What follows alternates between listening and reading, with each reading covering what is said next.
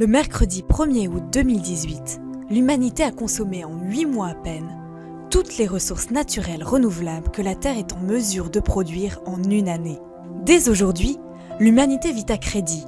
Elle demande plus à la Terre que ce dont elle est en capacité de produire. Chaque année, nous arrachons beaucoup plus d'arbres que nous n'en plantons.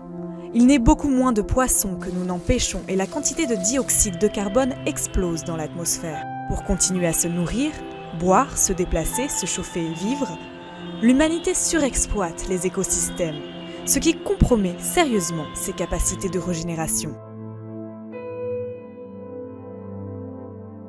Depuis 1986, le jour de dépassement de la Terre est calculé par l'ONG Global Footprint Network. Elle se base sur 2 indicateurs.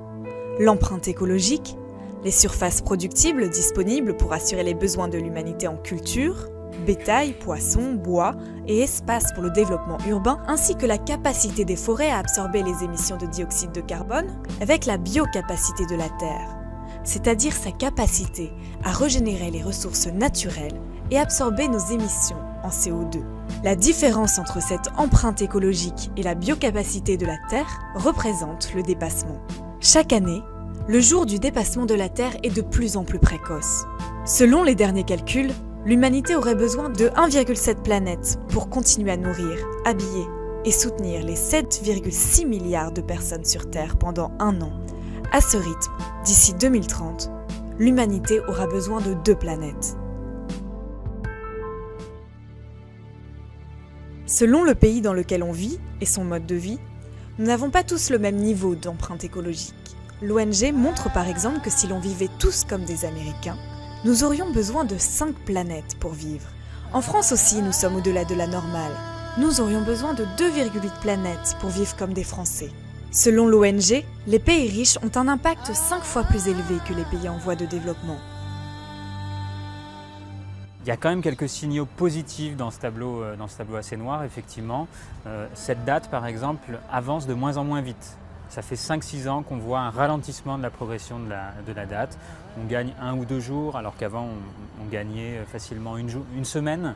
Vous avez des bonds d'une semaine, voire 10 jours entre chaque année. Ça s'explique par le développement des énergies renouvelables. Maintenant, on produit autant d'électricité, voire plus d'électricité à l'échelle globale à partir des renouvelables qu'à partir du charbon. Les énergies renouvelables, que ce soit le solaire ou l'éolien, sont beaucoup plus rentables maintenant que le charbon.